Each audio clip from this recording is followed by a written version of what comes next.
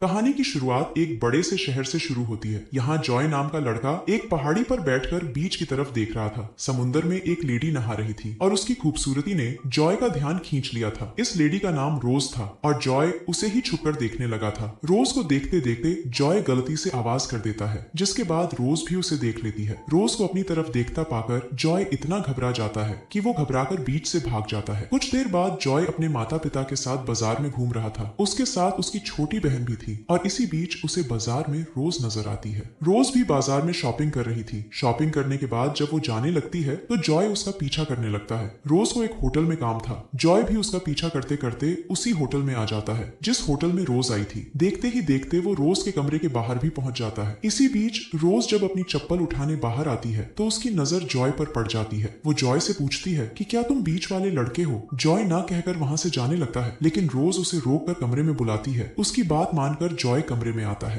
रोज अब पहले उसे ध्यान से देखती है और फिर उसके कपड़े उतारने लगती है, मगर इस बार भी जॉय घबराकर कमरे से भाग जाता है। जॉय 18 साल का लड़का था जो हाई स्कूल में पढ़ता था, जबकि रोज 40 के आसपास थी और वो डाक विभाग में काम करती थी। हमारी आज की कहानी इन दोनों पर ही आधारित है और देखेंगे कि जॉय कब रोज की गुफा में धमाके करता है। अगले दिन जॉय अपने स्कूल में था और वो पढ़ाई में काफी तेज था। स्कूल के बाद वो होटल में फोन कर उसी कमरे के बारे में पूछता है जिसमें रोज रुकी थी। वो होटल वालों से झूठ बोलता है कि मैं रोज का रिश्तेदार हूँ, ताकि उनसे रोज का पता जान सके। दूसरी तरफ रोज भी अपने काम पर थी और वो लोगों को उनके खत दे रही थी। इसी बीच जॉय उसे दूर से देखने लगा। होटल वालों ने उसे रोज का पता बता दिया था और अब वो रोज का पीछा करने लगा था। रोज को देखने के बाद वो सीधा अपने घर आता है। जॉय की माँ का नाम मरियम था और वो अपने दोनों बच्चों से बेहद प्यार करती थी। दूसरी तरफ रोज भी खत देकर अपने ऑफिस में आ चुकी थी। शाम को जब वो अपने घर जाने लगती है तो उसे अपनी साइकिल पर फूल मिलते हैं। रोज को ये फूल जॉय ने दिए थे और वो उन्हें अपने घर ले आई थी। अगली सुबह रोज फिर से काम करने लगती है और जॉय अपना स्कूल छोड़कर उसका पीछा करने लगता है। जॉय को अपना पीछा करते देख रोज पहले साइकिल से उतरती है और फिर जॉय के पास जाकर पूछती है कि तुम मेरा पीछा क्यों कर रहे हो। जॉय झूठ बोलता है कि मैं यहाँ से गुजर रहा था, लेकिन रोज उसका झूठ पकड़ लेती है। वो उसे अपने से दूर रहने को कहकर वहां से चली जाती है। रोज की इस बात ने जॉय को उदास कर दिया था। शाम होते होते जब रोज अपने घर आती है तो उसे घर के बाहर जॉय नजर आता है। जॉय हर हाल में उससे दोस्ती करना चाहता था, लेकिन रोज उसे बाहर ही रोककर कहती है कि मेरा एक लवर है और मैं उम्र में भी तुमसे बड़ी हूँ, इसलिए हमारी दोस्ती नहीं हो सकती।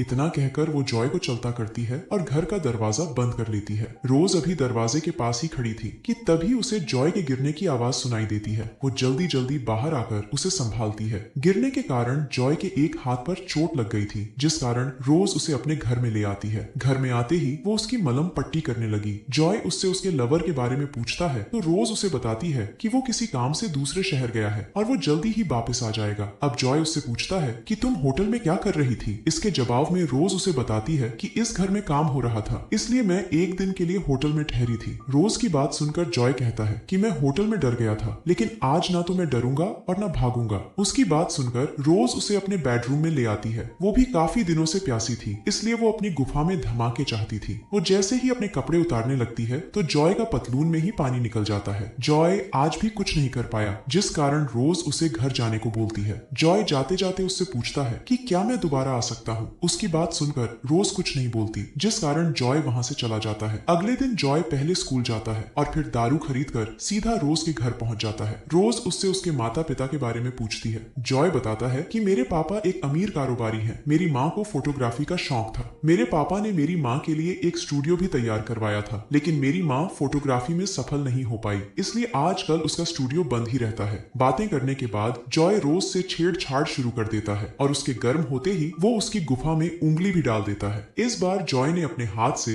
रोज की गर्मी निकाल दी थी, जिस कारण वो काफी खुश हो गई थी। अगले दिन स्कूल के बाद जॉय अपने घर में था। उसकी माँ मरियम बाहर जाने वाली थी, इसलिए वो जॉय को अपनी बहन का ख्याल रखने को कहती है। जॉय को उसकी बहन की जिम्मेदारी देकर वो बाहर चली जाती है। थोड़ी ही देर बाद बारिश शुरू हो गई। जॉय की बहन टीवी देखने लगी थी, जबकि जॉय अपनी बाइक लेकर सीधा रोज से मिलने आ जाता है। बारिश के कारण जॉय के कपड़े भीग गए थे, इसलिए रोज उसे कपड़े बदलने को कहती है। कपड़े बदलते बदलते दोनों बेहद गर्म हो गए, जिसके बाद जॉय रोज की गुफा में धमाके करने लगता है। जॉय ने आज रोज की प्यास बुझा दी थी, इसलिए रोज काफी खुश हो गई थी। इसी बीच रोज को अपने लवर की गाड़ी की आवाज सुनाई देती है। आवाज सुनकर वो जल्दी जल्दी सामान ठीक करने लगी। जल्दबाजी के कारण वो जॉय को सिर्फ आधे ही कपड़े देकर बालकनी में इंतजार करने को कहती है। रोज के लवर का नाम विल था। रोज को उम्मीद थी कि वो जल्दी ही चला जाएगा, लेकिन बारिश के कारण विल जल्दी नहीं जाने वाला था। जॉय बाहर बारिश में भीग रहा था और उसे काफी ठंड भी लग रही थी। रोज मौका देकर उसे एक चादर भी दे जाती है। जॉय को भी उम्मीद थी कि विल जल्दी ही चला जाएगा, लेकिन विल तो रोज की गुफा में धमाके करने लगा और दोनों की आवाजें सुनकर जॉय काफी दुखी होता है। कुछ देर बाद जब विल पानी निकालकर सो गया तो रोज जॉय को बालकनी से निकालती है। इसके बाद जॉय सीधा अपने घर की तरफ बढ़ने लगा था। जॉय को रोज से प्यार हो गया था, इसलिए वो उसे दूसरे के साथ नहीं देख सकता था। वो बेचारा जब घर आता है तो मरियम भी उसे खूब डांटती है, क्योंकि वो अपनी बहन को अकेली छोड़कर चला गया था। जॉय के पिता का नाम नॉर्मन था और वो भी घर लौट आया था। मरियम चाहती थी कि नॉर्मन भी जॉय को डांटे, लेकिन वो उसकी बात नहीं मानता। अगले दिन रोज जॉय से मिलने उसके स्कूल आती है। वो जॉय की तबीयत के बारे में जानना चाहती थी, लेकिन जॉय उसे बदचलन कहकर वहां से जाने को कहता है। उसकी बात सुनकर रोज उससे कहती है कि मैंने तो तुम्हें पहले ही विल के बारे में बता दिया था, लेकिन तुम ही मेरे पीछे पड़े रहे। इतना कहकर वो चली जाती है। रात को रोज जॉय की माँ के स्टूडियो में आती है। ये स्टूडियो काफी समय से बंद था, इसलिए जॉय ने ही फोन कर रोज को यहाँ बुलाया था। वो रोज से माफी मांगता है क्योंकि उसने उसे बदचलन कहा था। रोज उसे माफ कर देती है, जिसके बाद दोनों एक दूसरे का पानी निकालने लग जाते हैं। धीरे धीरे जैसे जैसे दिन बीतने लगे, दोनों के बीच प्यार बढ़ने लगा।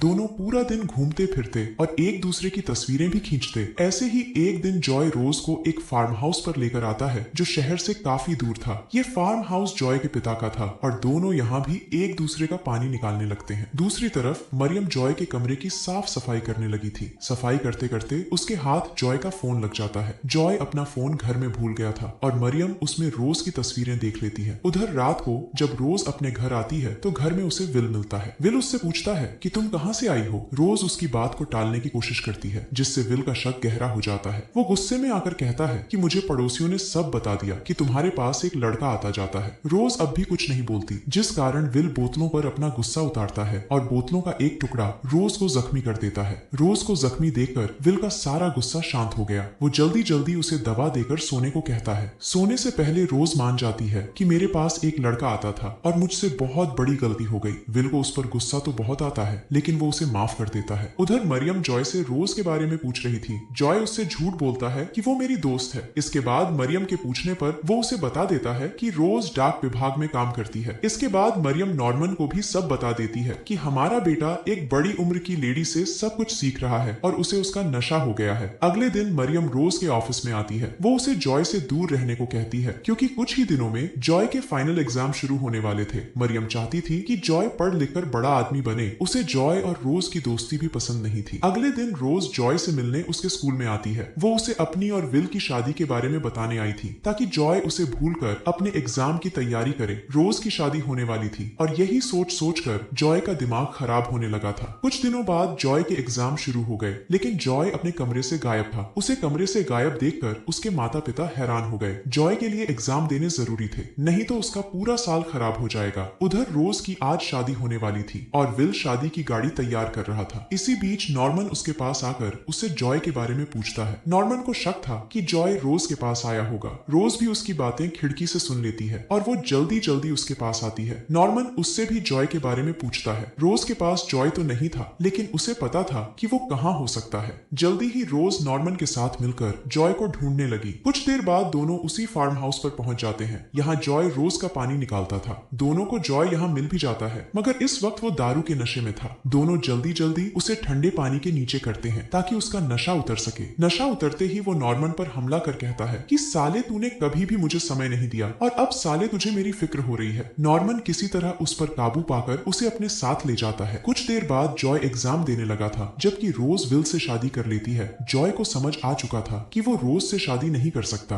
क्योंकि उन दोनों में उम्र और तजुर्बे का काफी फर्क था। कहानी के आखिर में जॉय अपनी जिंदगी जीने लगता है और रोज के जाने के बाद भी वो काफी खुश था।